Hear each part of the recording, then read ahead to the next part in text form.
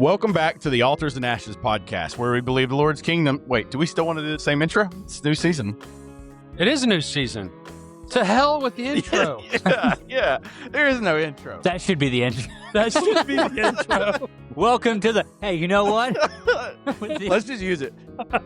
It's season 4, and we have no idea what we're talking about. We have some concepts that we want to talk about that we're going to prepare for. Let's start with that. So one of the things that we want to do with season 4 is talk about building a Christian burrow. Yep. And I don't want to go too deep into it because Robbie has yet to read the fantastic book. Can you display it for me, Vanna? It's on display. And it is Strongholds of the Kingdom by B.D. Fleming. And no, it's actually, it's just a concept that we've been talking about here.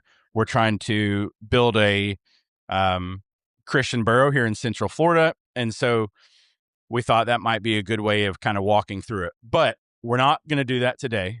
No. We may touch on some of the subject. Who knows? We certainly don't. We don't know at this point where this is going to go. But I do have maybe some outlines that we could talk about. Robbie, talk to me about silence. The problem is people who are trying to watch this in audio. Oh, right. Yeah. You never know. And then also AI is going to cut out all the silence. So that joke's going to be totally lost. Well, you don't have to let AI cut it out. Let's talk about AI. True. Yeah. Well, there we go. AI. So I don't like it cutting out my silence. There's a lot of your silences are a lot though, because you actually think before you speak. Mm-hmm. The rest of it's just go. Blah, blah, blah, blah. It's a good practice. This is true. So there's a lot of conversations going on about AI right now. Yeah, and there's like the humanity. We're losing our humanity because all this like AI slop. Have you heard that term? Mm-hmm. Yeah. Okay. So when cameras on our iPhones became over 10 megapixels and started getting at the level of like these Canon cameras from 15 years ago, everybody thought it was going to be the end of like photographers. Now it's not the end. It's the average person is able to have some amazing picture of their kids. When the camera was invented, it was going to be the end of art.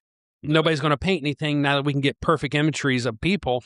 It was not the end of it. It just perfected it. And have you ever walked into an old art gallery on American art and see the portraits of people's faces being drawn or painted?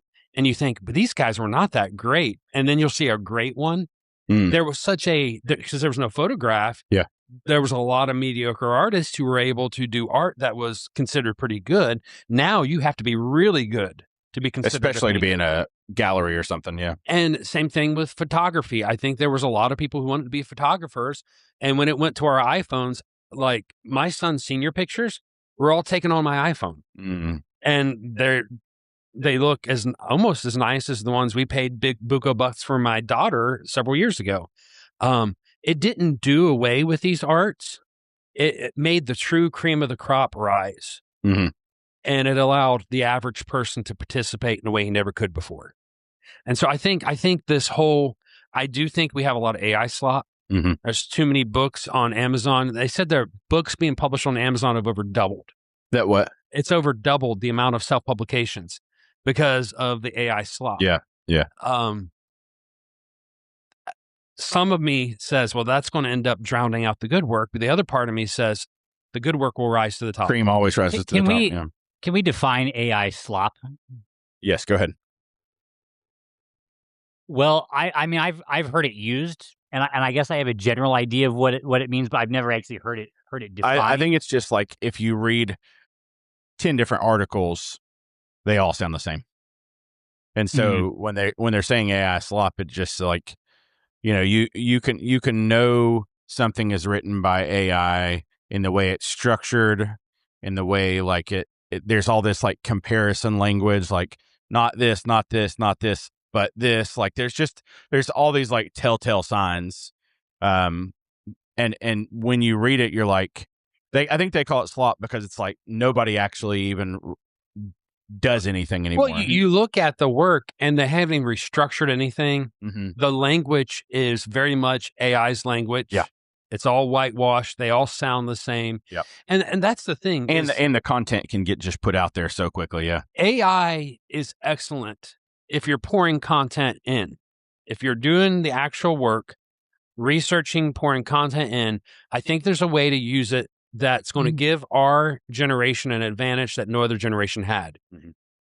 At the same time, when you're just saying, hey, this is a subject, write 1,000 words on it, and then you're copying and pasting it straight up without actually thinking through it, arguing, actually developing the material. I think there's a place for it to help us find our words. Yeah. I think it's wrong when you just lean on it to do all the work. And I think that's what the slop are talking about. Mm-hmm. Yeah. Because stuff's being published that are what's called, so there's something called AI hallucination. So when AI don't know something, it will do something called hallucinate. And there's a couple of reasons for it. One reason is that it gets too full of information and it stops grabbing proper information or doing proper research. The other reason is sometimes it is so eager to be an echoing chamber for you so that you use it. And I think people need to realize that if you're on OpenAI, Claude, whatever you're on, it's going to speak to you in such a way to make you be a patron and buy the product. Mm-hmm. And so I think people need to realize you can't just trust it because it's going to tell you what you want to hear. Yeah. Every time. Which is really what I'm kind of looking for. Just telling me what I want. Did you guys see the article? It's something like a certain percentage of people under the age of 25 have intimacy relationship. Like it's like 10%. I'm going to look it up real quick. No, I haven't seen that. Is that a different time? No, I mean, it's just still AI. Because people are having like relationships with their artificial intelligence, or they don't know how to talk to people because they're only talking to the computer. I'd like to go back and think about something real quick. Because we're talking about technology. Theologically, what do we think about technology in general? Like what? All right, to quote Napoleon Dynamite. I thought you were going to say great theologian. I thought you were going to say like Spurgeon Kip. or like something. No, Kip is Napoleon Dynamite's brother, and at the end of the movie, he sings, "I love technology." Yes, the bonus scene. Yes, the bonus scene. I love technology. If you haven't seen the bonus scene, go back and watch it. If you've watched Napoleon Dynamite and turned it off at the very end, get all the way through all the, what's that called at the end? The credits. The credits. Yeah. And a scene pops up where Kip is marrying LaFonda. I didn't know that was there for the longest time. I know. It totally changes everything. It makes the movie worth watching again. The reason and not that Kip and LaFonda aren't great podcast topics, but what I'm kind of thinking here is because there's different technologies, right? But then there's like big changes, technologies, and we have already in our lifetime have been through. I'd say at least two. I'd say the internet, and then smartphones. Yep. Probably. Oh, so you're not including AI in that? You're talking about prior to that. I'd say that's something we're going through right now. Right. But we've already, I'd say, been through two like life world altering technologies. But people in the past, you could go generations without having a technology that completely disrupted and changed everything. And over the last couple 100 years, it's gotten more common for that to happen, to where it's like almost like once a generation. Now all of a sudden now it's like multiple times in a generation. So like as Christians, what do we think about these technologies that are, some people on the one hand, I think almost kind of worship them and think that they are going to create some kind of like utopia that's going to solve all of our problems. And then you have other people that are like, well, now that we have this new technology, society is over. The world is going to end. And when it comes to AI, you see both of those kinds of mentalities being promoted. Find the right podcast. You can find both of those. And you guys, I think, are especially Austin, I know that you are much more dialed into technology than I am. And I know, at least in AI, I know you are, BD. So I think both of those attitudes are true biblical. Really? Well, I think the idea that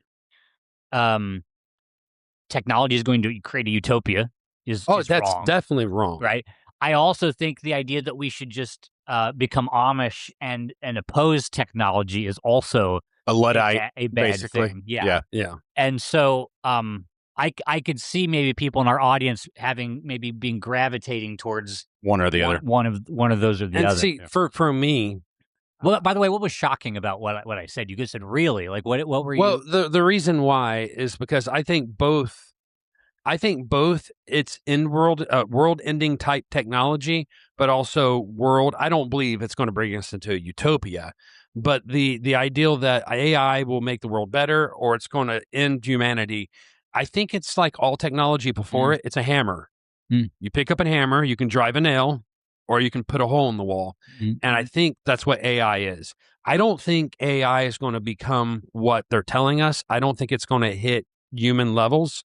But it already surpasses us in our ability to gather information and process information. But we already knew that was going to happen.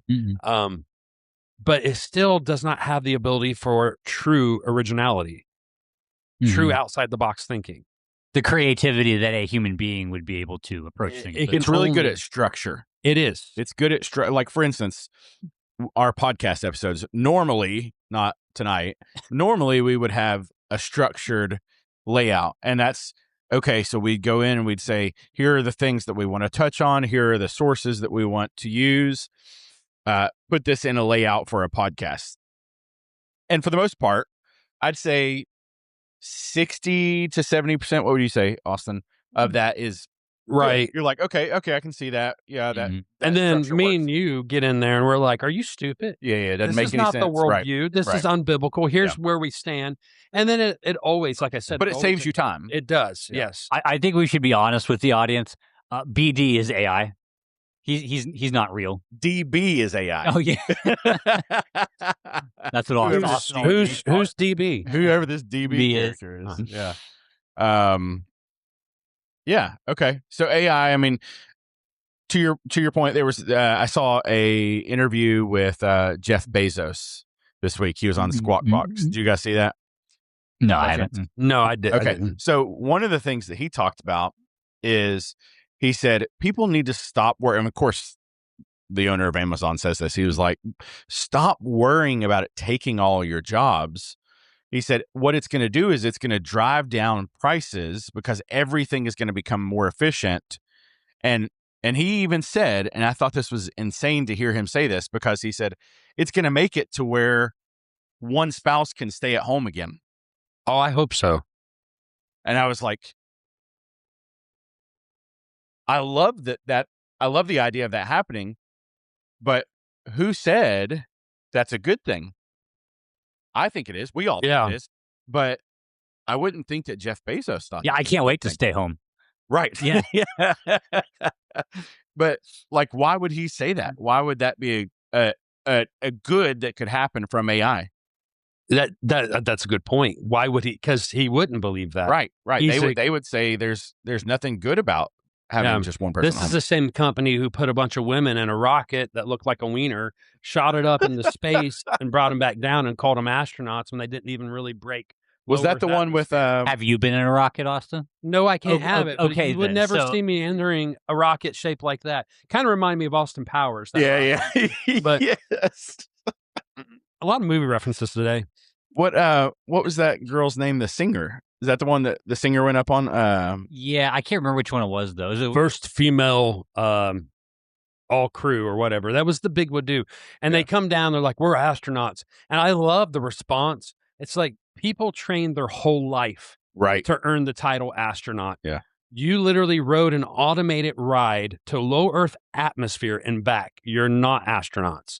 Yeah. And, but yeah, I can't think. It was the singer, the one pop singer. Yeah. I don't know. Is it Katy Perry? Or yes. That's who it was. Yes. Anyway, so but the whole point that I was getting at was Bezos said it's going to drive prices down because so much of the work that's hard that costs money will be able to be done. And So, Robbie, you'll be able to be a trad husband. Living the dream. Living the dream. Honestly, I would go crazy if I were at home all day. But I remember when Heather was staying home for those 9 years with our littles, and I'd come home and she would literally say, I need adult conversation. And so I knew when I came home, there was going to be 2 or 3 hours of her talking to me and me going, yeah, and then responding, because she just all day with that baby talk, she's ready for that adult conversation. And it was the same way. She was at home for 5 years as a stay-at-home mom, and it kind of created some like minor conflict because like I would be at school teaching all day, and I've been talking, and I don't want to talk anymore when I get home. But of course, same situation. Yeah. She's only had like toddlers to talk to all day, and she wants adult conversation. So all she wants to do is talk. All I want to do is not talk. And so yeah, we had to figure out that balance. Work through that. Yeah. But did you have? Were you saying something else? I think I was just gonna say I don't know if that's the case. What you were saying. But not that it won't. I think it will bring a lot of prices, or I think it will do a lot of the jobs that are expensive, but I don't think the prices will come down because as a general rule, once companies charge a certain amount, they don't really bring the price down. Even if they can, that level of expectation is there. And so I don't think that the prices are going to come down so much that somebody's going to be able to stay home. I would love that, but yeah. Well, I mean, here's what we forget. So we often talk about this day and age where everybody stayed home, mom stayed home. But if you actually look at history, you had 5-year-olds working in factories in Chicago and New York because they could not feed themselves. Right. Okay. So America's early industrial revolution did not have, I mean, there was people at home because a man who was of middle-class descent could get that job. But that was not the story of the average American household. A lot of, like my grandpa at 8 years old was working in the coal mine, and he came up during the Depression. But I think after the Industrial Revolution, for the most part, it was there was a moment when wages rose. Yeah. And child labor laws went into place. And what changed it, if we're going to be honest, is that slave labor was pushed overseas, first to Japan, then later to China, and now Taiwan and some of the other, India. And what it is that slave labor has brought the price of product down. It used to be on our own shore. It went offshore. And I'm going to say something that's going to make some people mad. If we did not go through that process, we would have never gotten to where we were as a society. And I think the same things happened to Japan. Japan no longer has child labor. Right. And China, I think, is heading there. They're already eliminating child labor. We say slave labor, but what we really mean in a lot of those cases is extremely low wage labor. It's almost like indentured servitude, really. Well, what I'm saying is that like when we hear about their price, their wages that they get, and of course, this is a theology podcast, so I want to keep it like the idea of fair wages. I thought so, but the idea of fair wages and paying people their due is it is a biblical concept. It's in the law of Moses, and so being concerned that people are being paid fairly, I do think is a legitimate concern. Yeah. But a lot of times we hear about low wages in other countries, and what we don't realize is that we hear that, we're like, wow, they're basically slaves, but they're making the best money of their lives. Yeah.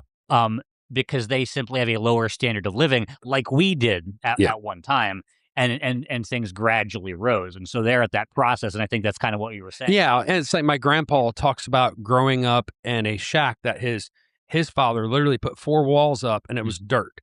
And then they would get old newspapers and bring them home and stuff them in the walls.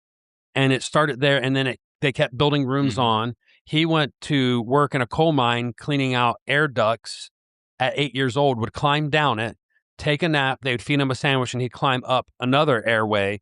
And it's like nowadays, that would never happen. But there's been a transformation. So what I went down that road is because of this. There was an economist back in the Industrial Revolution, I forget who wrote it, who said that we are becoming so efficient that the products are going to keep reducing and we're going to eventually experience deflation. Technology has become so good that a woman no longer has to work all day, look at the stove, look at the washer, look at all the ice box is now electronic. And we're going to see a day and age where we will be able to do less, bring more home. But then the U.S. government and people in high places started deflating the U.S. dollar on purpose. So a lot of men have gotten rich because Christianity left the economy. You're saying deflation or inflation? Okay. I meant it wrong. Okay. They inflated the U.S. dollar, and they continue to inflate the U.S. dollar.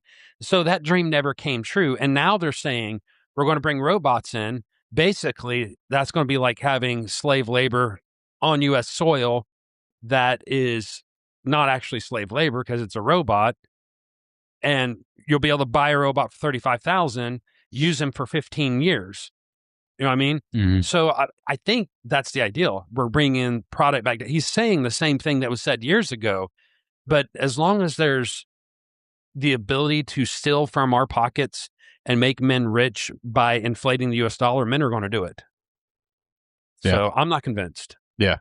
I'm just not convinced. So since we have no general outline, I'm just going to keep trying to hijack this and talk about what I want to talk about. Do it. Now, I generally do that anyway, but this makes it so much easier that we. But like what I want to think about is whether you guys do or not. We'll just stare at you. Is I want to because I think the general idea of technology, like we Christians are told, like or not, but mankind is told at the very beginning to subdue the earth. Mm-hmm. And so to me, understanding the world that we live in and finding the best practices and best ways of doing things, I think is a very biblical thing. Amen. Because honestly, God has directly revealed things to us, but there's a lot of things he has not revealed. Mm-hmm. He has basically given us this world, and he has said, you study it, you understand it. I take that to be what God is saying when he has Adam name the animals, right? Mm-hmm. Like that's going to require a studying and an understanding of the animals to categorize them and name them correctly. And I think that man should not just stop at animals, but all of nature, to understand the world. And part of that would be to develop technology. Early on, that might be very basic things, the wheel, the best ways to create fire, shovels, but gradually that's going to turn into more and more things that will be a blessing to the people to live. Now, of course, you can always take technology and use it for evil. Yeah. Right? You can invent a shovel to make digging better. Of course, you can turn around and take that shovel and kill somebody with it, right? Yep. So you can and every technology you can name has evil applications. Mm-hmm. And so there are going to be things that people talk about AI that are legitimately bad. Mm-hmm. AI slop, and there's going to be much worse stuff. There already is, yeah. And to be honest, I heard somebody say the other day that, video evidence had a good run. For That's true. decades. If we saw a picture or video, it was true. We knew it for a fact it was real. We can't. Let me just throw this out there because this is one of the things I thought about trying to talk about is what happens when you can't believe your own eyes anymore. And that's what you're essentially saying is video evidence. It means nothing now. You can make anything with AI. Mm-hmm. And so how do you know what's real? That's the greater question. We're going to have to go back to God's standards of actual witnesses. Yep. Yep. You're gonna have, that's what the thing I was reading or listening to, I can't remember, was saying is we're going to have to go back to the old days where you just bring in witnesses and say, what did you see? But like you're saying, carefully make sure there is multiple witnesses, at least two, preferably three, because I think it says 2 or 3 witnesses. Yep. Yeah. And so that I mean, in some ways that's going to be how we have to depend on it in a lot of cases, because we really can't trust what we see on screens. Mm-hmm. And I just want to say to Skynet, if you're listening to this, Skynet. Robbie, this is a third movie reference. Robbie, is for you, so don't come kill us. So I will serve the robot overlords like that. I'll be back. If you want to put me in the Matrix, there we go. 4. Yeah, 5. No, we got 5. I think it's 5. If I am in the Matrix, Keanu Reeves, please don't get me out of it. Yeah, I'm fine. Yeah, that's interesting. Huh. That's interesting. I don't know what to say to that. That's interesting. Well, I had more to say. If you don't, Yeah, go ahead, Robbie. Thinking about technology, though, what I like when because people are very afraid of AI, right? And I think about previous technologies and that have changed the world as we know it. And the one I think of the most that has affected Christianity is the printing press. Now, interestingly, we are constantly trying to, I bet all of us, we have kids that are old enough to read. Mm-hmm. We want to see them read. Mm-hmm. We live in a society that's like, yes, please read. And to the point where it's like, if you have kids or especially teenage boys, if you can get them to read anything, it's like you don't even care what it is.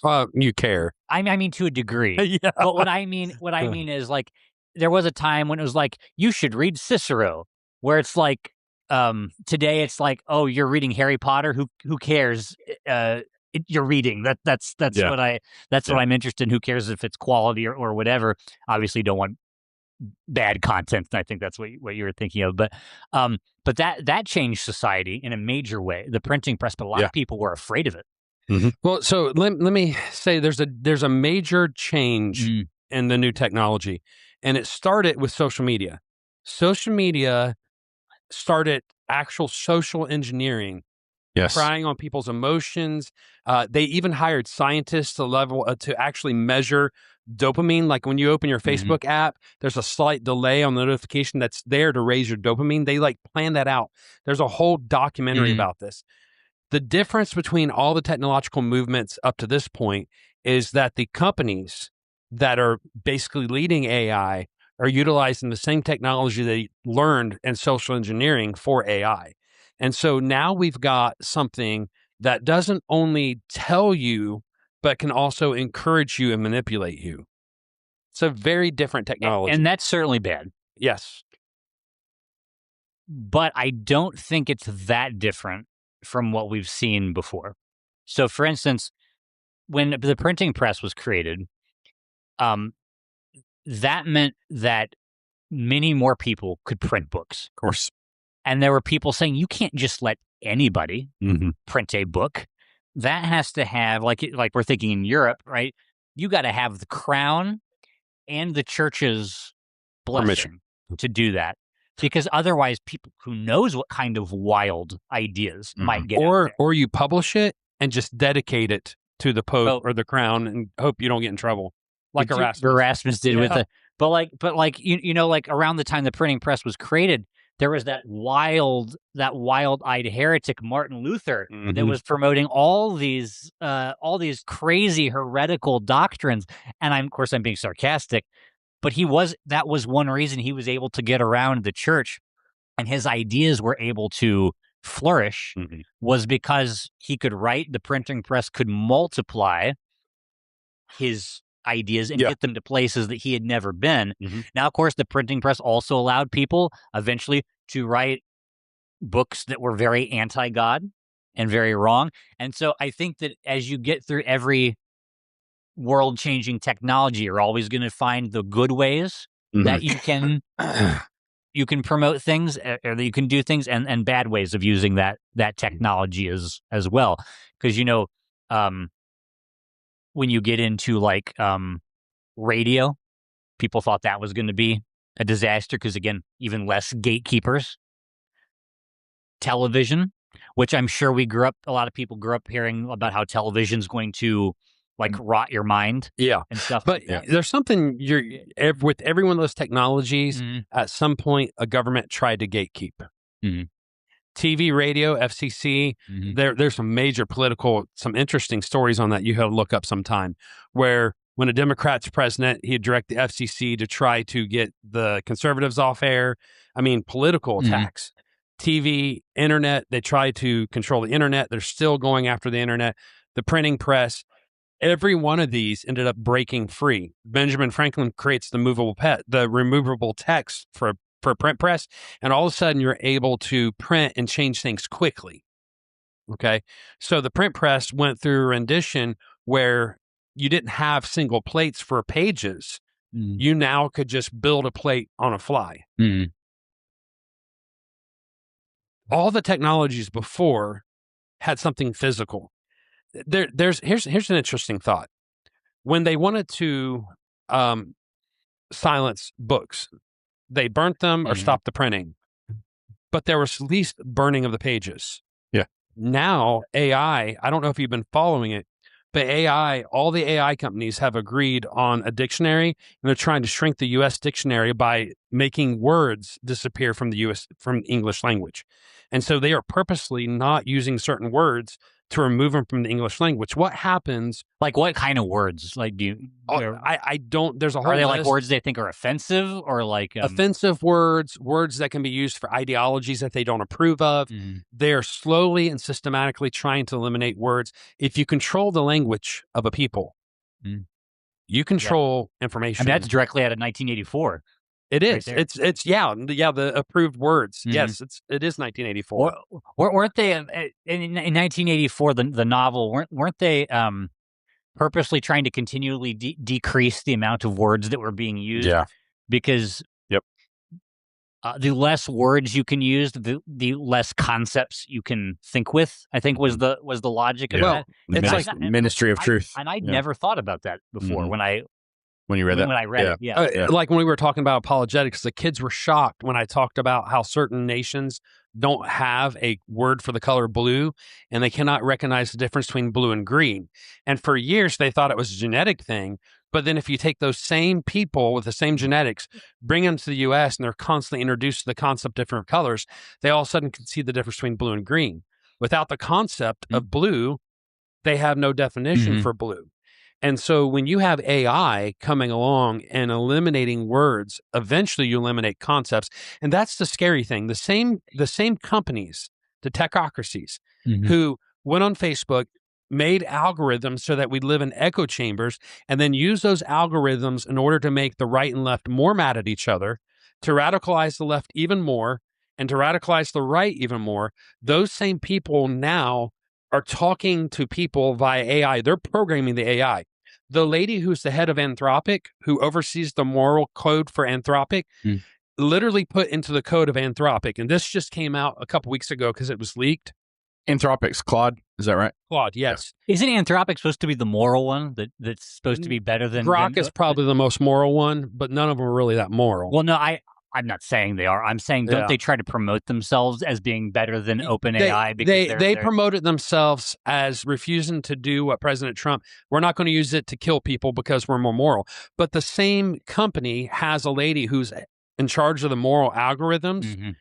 And in the moral algorithms, it literally says this, that if it's between saving the life of a white person and promoting the voice of a black person, you're better to cost the life of a white person than to demote the voice of a black person.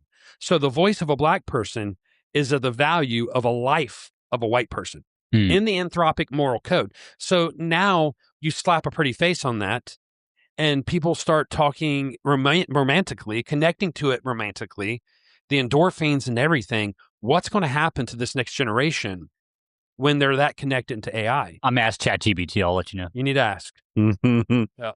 You know, interestingly though, like we all three have kids, like, and I'm thinking, how much easier will it be to actually stand out if you can think for yourself, though? In an age where people don't have vocabulary because AI has limited it, in an age where people don't think for themselves, they just go straight to whatever that software is. If you can teach your kids to actually think logically and using, reasoning and different arguments and things like that, and they have the language, then how much more will they stand out? Well, I think, there's already a reason why homeschool kids and Christian school kids stand out. Yeah. And it's because They're weird. yes, praise God. Yeah. Yes. There's like as if the other ones aren't weird. They're weird to the weird kids. Yeah. there's like this meme where this guy's like, might have said this before, I can't remember, but he's like, if you homeschool your kids, they're not going to fit in with the rest of society. And he's like, correct. Yes. That's what we're hoping for. Yeah. I'm hoping that they're peculiar people because God said his people are peculiar people. That's King James coming out again. Yeah. What word does it use in the ESV? What I'm not sure. What verse is it? What are we talking about? Now You're gonna gonna Google verse. ChatGPT. Where is peculiar? Oh, yeah. And then it says, I've never heard of that word before. Exactly. It doesn't exist. Yeah, that doesn't exist. That's funny. All right. So, good. Well, while he's looking that up, I wanted to comment on something that he said about the algorithms being designed to make us farther left and farther right. I don't disagree that the algorithms have done that. But I do wonder if the people behind those algorithms are really trying to make us farther left or farther right, or they're really just giving us what we want. Well, I think here's part of the problem. When you start to try and control any people group, they're going to rebel, right? So if, for instance, I know if they tried to control the language in the, in the sense that anything that I believe, whatever it is, if they try to control that, what is it going to do? It's going to push me even further towards whatever that side is. Well, like if you're really big into social media, right, and the only things that come up are far right or far left stuff, like those are the only ideas that you're going to be aware of, and I have no doubt that there are lots of people like that. But if you're someone that say like on the right, like I am, if I watch a few, you're center, like by some people's standards, but if you just watch one left-leaning video, the algorithm will start giving you more of those. Oh yeah. So I think this is less an issue of the algorithms being bad as much more that it's human nature that is bad. So the algorithm we only want to hear the things that we already believe. There's no doubt about that. Yeah. No doubt about that. Yeah, we all want an echo chamber. And a lot of times technology gets blamed for stuff that's really humanity's fault. You're right. Yeah. We by me and you as educators see this every day. Every year we get that new kid coming to school. I know you and I have talked about this 100 times. We wait to 2 weeks and then we see who that kid's sitting with at lunch and we know exactly who that kid is.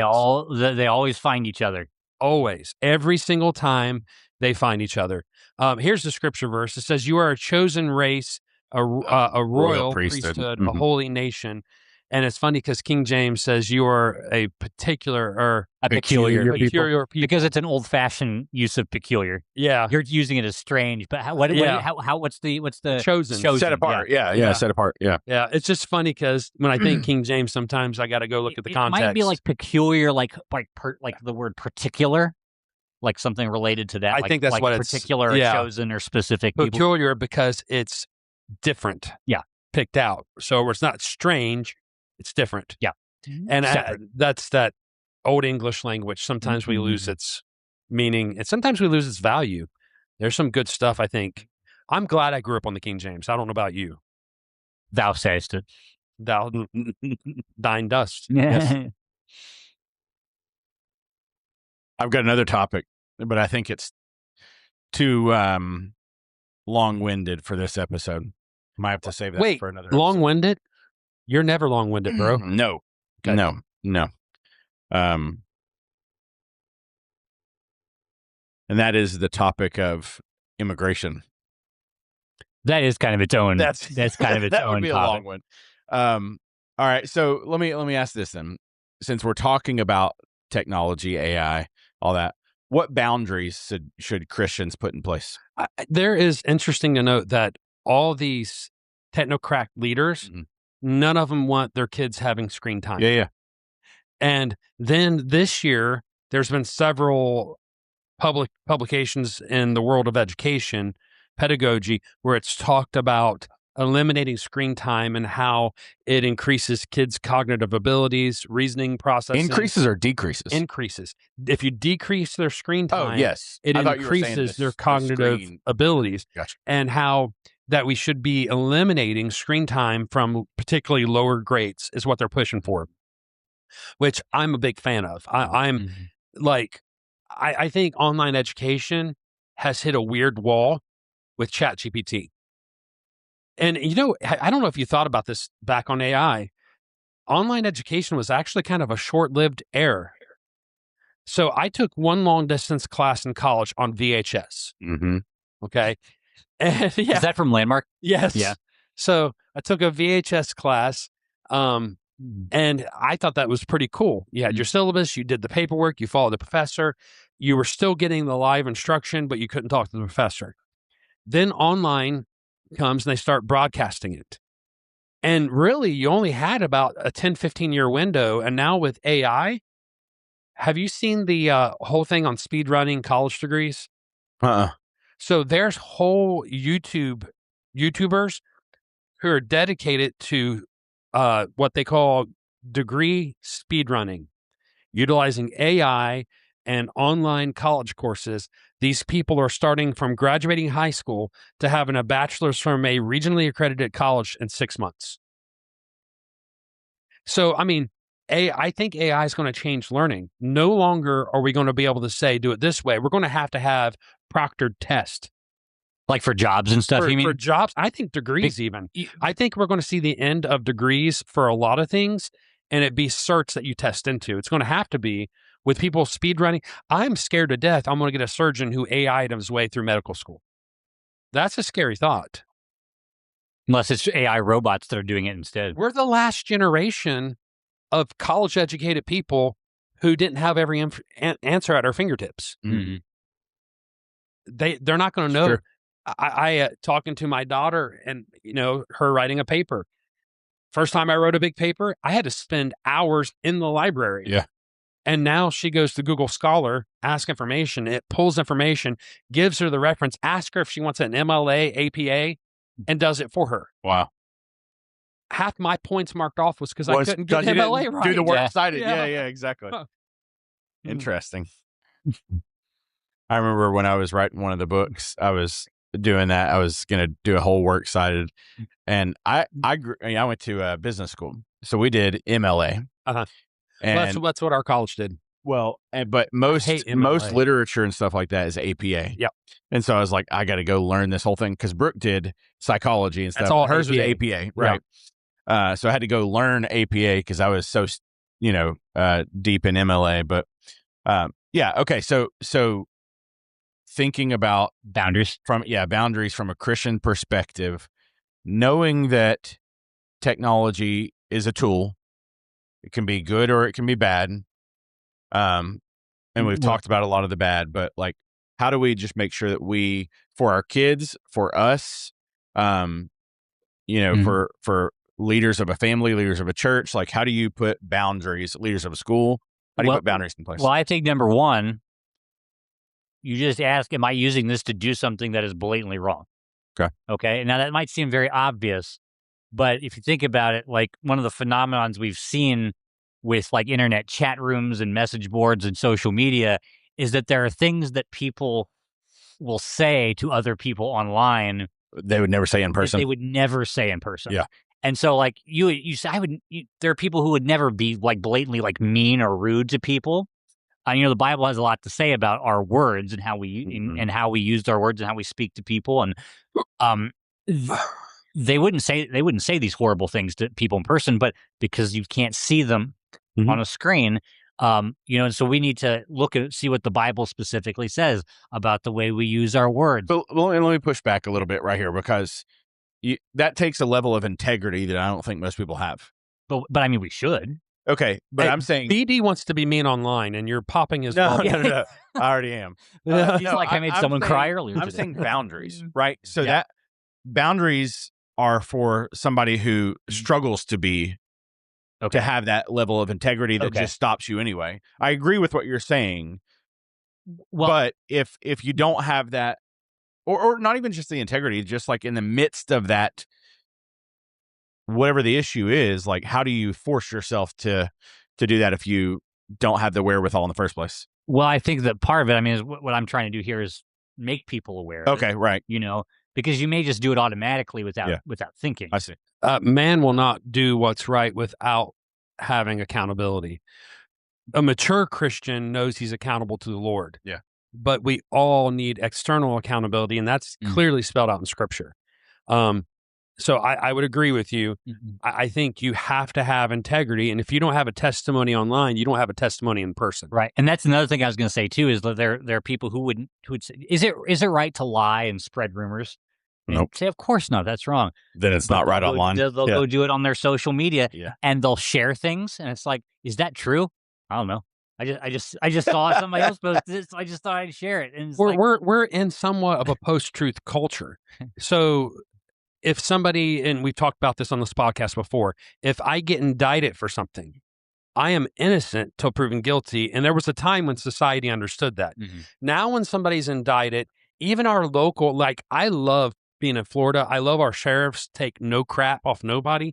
I love that. But at the same time, the second you're indicted, your face goes up on Mugshots Ocala, even if you're found innocent. And that should not be so. Yeah. Well, that's bad law. It is bad law. Because you should be innocent until proven guilty. There should be 2 or more witnesses. And there are some that are arrested that there are 2 or more witnesses up front. They're caught in the action. That's one thing.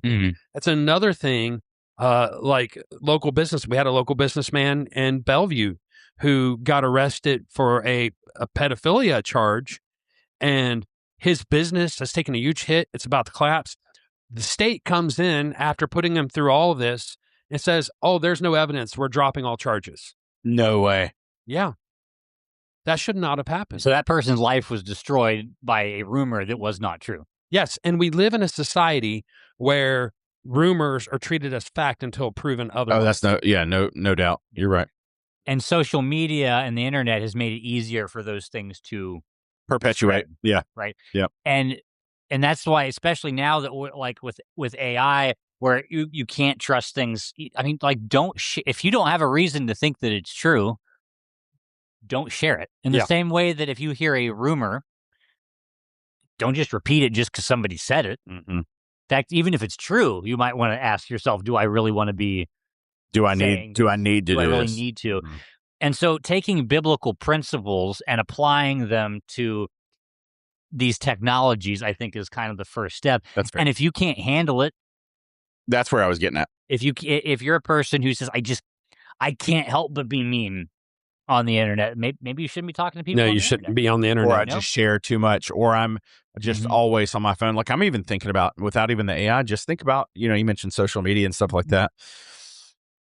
All 3 of us, I think, to some extent, and maybe everybody says this, I don't know, but like we all hate social media. I hate social media. Right. I don't hate social media, honestly. I don't. I thought you did. Okay. I don't hate social media. I hate some of the things it does. Yeah, okay. But again, that is like the great thing. It's like anything else, right? You have your good things and your bad things, right? But I love the way that in social media, I can keep track of people that from high school, from college. I can see what they're doing now. I can see their families. There's a person I went to high school with that I would have never thought would become an active Christian, and I now know that he is, and I can rejoice in that. And I wouldn't know that if it wasn't for social media. I can share pictures and stuff with families and with my with family and show. I think there's a lot of great things that can come from that. Of course, those same things, there are people who see other people enjoying things with their families and get jealous. There are people, females especially, that they see the way that other women look and they say, why don't I look like that? And it leads them to all kinds of like depression and things like that. So I do hate those things. The comparison and all that. But those things, again, really are rooted in the human heart. True. Yeah. And those are things I think that when people see themselves doing those things, that is something that if you can't look at somebody else and them having a good day with their family, and you can't be happy with them. And that makes you bitter because, your family isn't what like that or whatever. That's a sign that you deal with envy. Mm-hmm. That's not social media's fault. Mm-hmm. That's just social media exposing a sin in your own heart. Mm-hmm. I think there's a lot of wisdom in what you're saying. Mm-hmm. I think you're right that people should, if you're listening to this, take an account of what your heart is when you're on Facebook. Are you comparing yourselves among yourselves? You're making yourself old when you say Facebook. You got to say. I'm sorry. The Instagram is that good? TikTok, Instagram, TikTok. Yeah. What is your testimony? Would you say this in front of your Lord and Savior Jesus Christ? How's he? He's seeing everything you're saying, everything you're thinking. Where's your mind going? And then you got to ask yourself some questions too. What is your testimony as far as what the algorithm keeps feeding you? What are you constantly watching? If it's all hate stuff, maybe it's because you're a hateful person. Yeah. In a lot of ways, social media becomes kind of a mirror. Yeah. The Picture of Dorian Gray. Have you ever read The Picture of Dorian Gray? Have you ever read that? No. Oh, you need to read that. You all heard about the story of the kid who committed suicide because AI told him to? So the OpenAI is in a lawsuit because a teenage boy was getting on there and started doing the conversation. Got one of those. I've never done this. I guess you can get an avatar that actually talks with you. No, I didn't know that. Yeah. So he made a friend of an avatar, some anime person. That already tells you where the kid's head is. I hate anime. Anyways, that I can. Yeah, we can all agree with that. Yeah, for sure.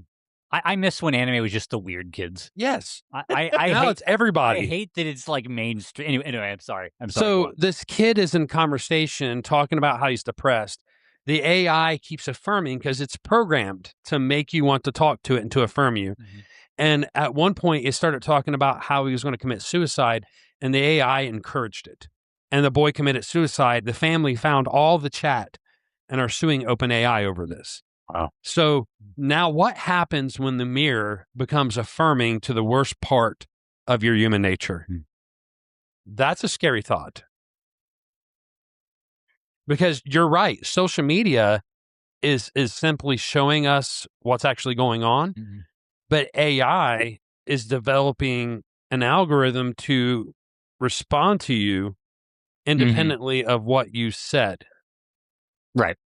And so now it's actually encouraging you to have beliefs, outlooks, to think about things a certain way, to limit your. So I agree that technology shows forth the human heart, but now we have a technology that has the ability to influence in a way it's never been before. That's what I'm saying. I agree with you, but I think AI is a little different than just social media. And it may very well be that. Yeah. I just know that in the past, people have kind of had a moral panic, and some of that's not entirely unfounded. It usually does take society a little bit of time to adjust. And to these things. I'm just gonna go ahead. I don't think I've ever taken a stand on this. I think I'm gonna start and telling parents, keep your kids off AI. You just need to keep them off AI. They don't need to live inside a chamber. When you say kids, do you mean like children? Like children? Children do not need to be in AI. Yeah. The commandment from Deuteronomy was for you to, the Lord your God is one God, have good theology. You should love him with all your heart, soul, and might. Love that one God, and then teach diligently when you lie down, when you sit, when you walk by the way. And so when you put your kid in front of an AI bot, you're putting them in an echo chamber of their own immaturity and foolishness. Well, part of our job as parents is to train our children. Yeah.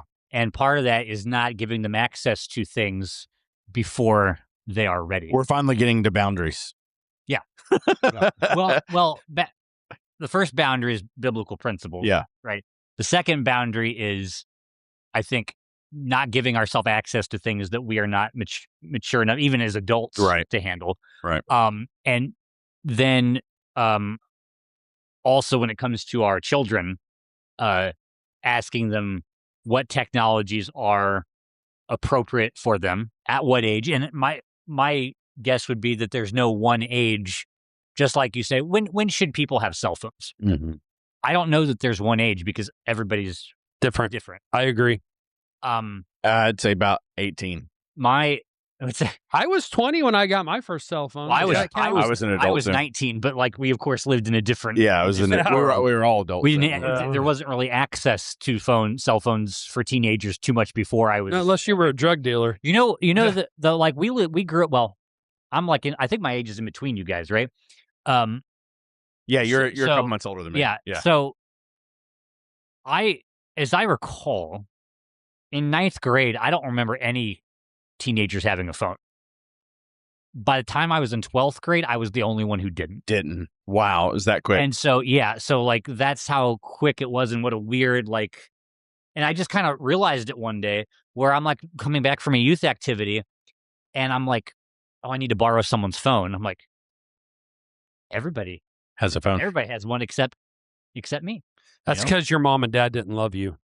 Actually, I think it's my parents were very bad with technology and behind on technology, so I got everything late. Yeah, you're still that has had an imprint on your whole life. Mm-hmm. You're the worst staff member with technology. No, that's not true. I don't know. We got some older people on staff that are better than you. No, like my wife for one is there, and I could name it. She does some things better. I don't know what you're. I've seen her TikTok. She's got videos. She edits videos. Yeah, that's true. She can. She's like I can't even. I'm just not good with pictures and like I can't even. If she wants to take a picture, like a selfie, I'm like, you're going to have to take it because I can't do the angle and stuff correctly. Or no, that's not just your wife. That's all wives. Yeah. So Heather makes, like, if we take a picture together, I know I better stand there for 3 or 4 minutes because there's going to be 4 or 5 takes before one she approves. And again, that's the outtake of social media. When her and I first got married, it was 35 millimeter.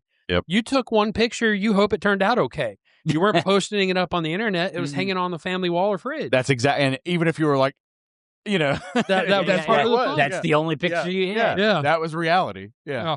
Okay. Well, we're basically at an hour. So, any other? I mean, my thought was like limiting time on social media, limiting 100%. time, taking like Sabbath from take a day where you're not using your phone as much. Filter your internet. Both Android and iPhone have the ability to set up the phone with filters that a parent can control for children under 15. Do you have some apps or anything like that? Yeah, I was gonna say I don't even know. It's built into Android and iPhone now. Okay, and then I would also say a little bit of research. Your home router has something called a DNS, which takes the name and turns it into the IP address.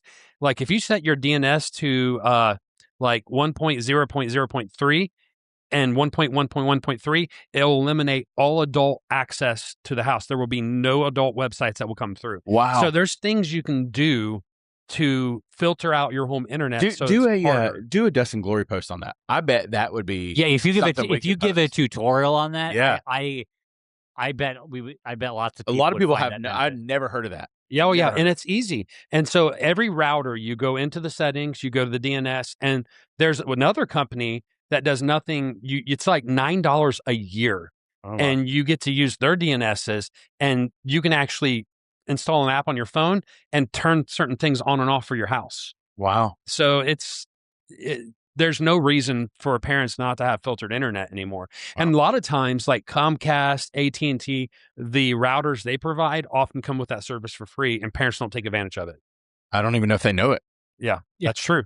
You know what I mean? Probably should do a post. You really should. Yeah. I mean, I don't know how you would exactly do that without pictures and stuff like that, but I'd have to link to walkthrough articles. Right. Yeah. Okay. Anyway. All right. Well, episode 1 of season 4 was all AI. All technology, pretty much. Mm-hmm. This episode has been brought to you by Claude or whatever. Anthropic. Yeah. Joking. Yes. I need to in all seriousness. But if you want to sponsor us, we do need sponsors. Smash that like and subscribe button if you haven't yet. You need to smash that thing. We need to set up like a actual like structure of how we do it. ChatGPT, give us a structure. That's what it's good for. Of how to, in the middle, remind people to do that. Yeah. You know what I mean? I've seen those on the videos where they're like, It takes a second. And they're like, hey, by the way, da-da-da-da. Well, I'm hoping, I said by the end of this week, I end up being, hopefully here in the next week or so, you'll go to dustandglorymedia.com. It'll come to a landing page where you can buy books, but the RSS feed from the Substack's there. If you click on an article, it'll take you to that article in the Substack. So it's going to be like your Forge. Yeah. Except for we'll have a landing page for books. And so I'm looking forward to Dust and Glory Media is going to come into its own this year. Yeah. I think we're working on a studio right now. We're in the garage because it rained and it was too humid. Please give us money. We're in the garage. please. All right. It's gonna say we're living in Florida. It's gonna start getting hot. Give us money. Start getting hot. Yep. All right. I don't have a way to close it. Just close us out, man. You close us out. You've been listening to Dust and Glory Media. We've been talking Alters about and Ashes AI. podcast. Oh yeah. You've been listening to Alter and Ashes podcast. And